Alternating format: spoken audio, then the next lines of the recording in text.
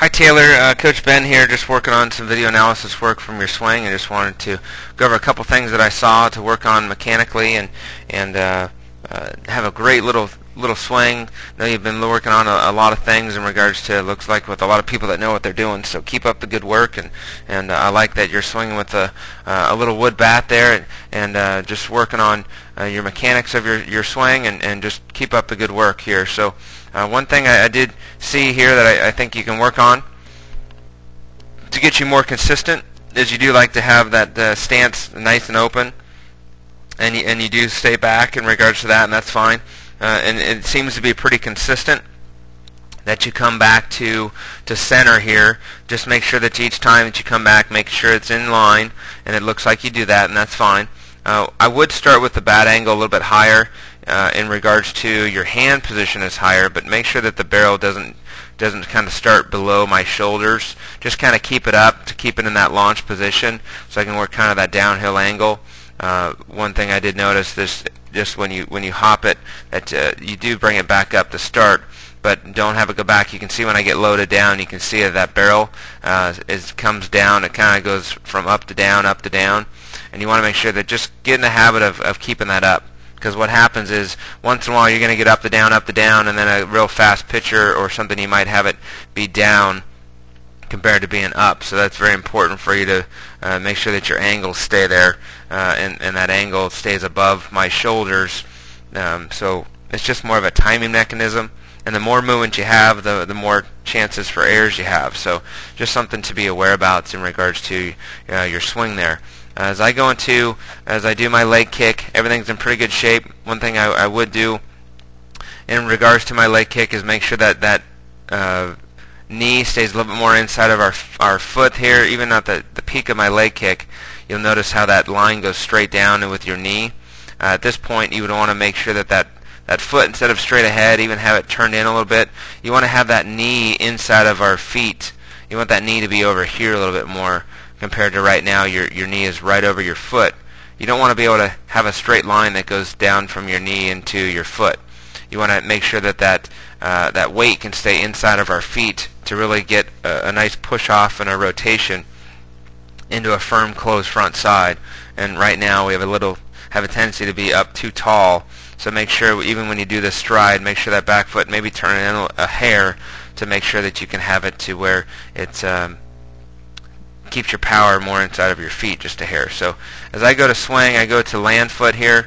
One thing I do notice, make sure when you land that you don't have to land the whole part of your foot. We can get really strong, but the major issue I think that we need to work on, as we're going to talk about, is this lower arm. And what happens is when I land foot, when my front foot lands, this bottom arm really locks out on me. And what happens is you'll notice that bottom arm locking out, see what it does with your hands? It pushes my hands away from my body and pushes them downhill. And at this point of our swing, I still want good angle on that arm. I want good angle. I want good bend in that elbow.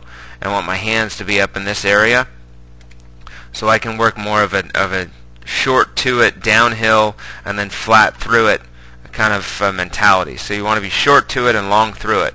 And the biggest thing for this right now is you're going to be more of long to it and long through it, and you're going to work more uphill. So that's the biggest thing, is just making sure at this point of our swing I want good angle. So a good drill for this is what we're going to do.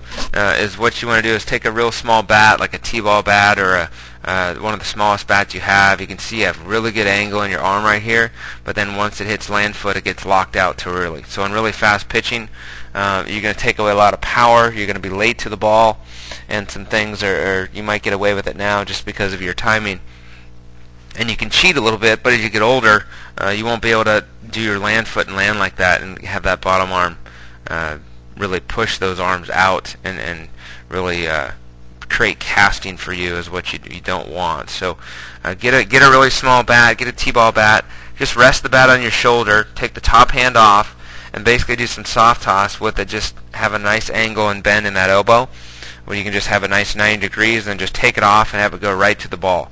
And really work on a lot of soft toss like that to make sure you don't want that kind of extension with your arm almost until contact. You can see how it's already extended, but I want to make sure that it's a contact. But see how much it pushes your hands down?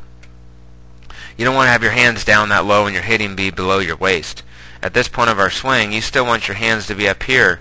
That's going to create that barrel to be kind of up here, and it's going to create me to be this angle to the ball, whereas right here I'm just going to be underneath the ball, right? And I'm going to just, it's a low pitch obviously, but it's going to do it. It's going to be a much better job in order to just have the option to be short to it and really stay on path. The other thing I see too is that contact, right at you kind of roll your hands a little bit too early. And it's something to really work on to try to make sure that you try to keep that bottom hand in a palm up, palm down position here, so that this here you can create that angle. Those hands begin to turn on me too early, and you can stay through that ball better if you have a palm up, palm down position longer. And what I used to imagine is two balls that I'm hitting. The ball actually that I'm hitting, and then I'd place an imaginary ball in front of it. So if I have the ball here and I have another ball there, just really keep your barrel on plane before your hands roll and have them spin over too early. You can see that we don't want to have them spin over that early. Those top hands are already turned over too quick. So something just to make sure that we stay through the baseball just a little bit longer in regards to your swing here. So let's go into another swing. Get ourselves loaded here a little bit better. Your hands stay up right here. And then as I go back, not bad, but you can see here, you can see that bottom arm still locks out of me too soon. What does it do? It pushes my hands down. So again, at this part of my swing, I want to have good angle in my arm still. I want to be here, and I want to be here, and my hand should be up there. And that's going to create this angle for me, because right now it's pushing my arms down. I'm going to be casting. I'm going to be late to really fast pitching. I'm going to have a hard time with inside pitches. I'm going to have to see how much your barrel's dragging on you, and it gets me to be underneath the ball. Lower half, man, is picture perfect right here. Good angle in my lines. Firm closed front side. Would like to see your head on the baseball a little bit more. I'd place the ball out here. You can see how your eyes are kind of focused on out here. Have your head more on the baseball, but as far as for your lower half, picture perfect in regards to that. Stay through the ball better in your hands. Snap your hands so you can see you snapped your hands still a little bit too early. Don't worry about snapping your hands over too early. Keep them out there as long as you can.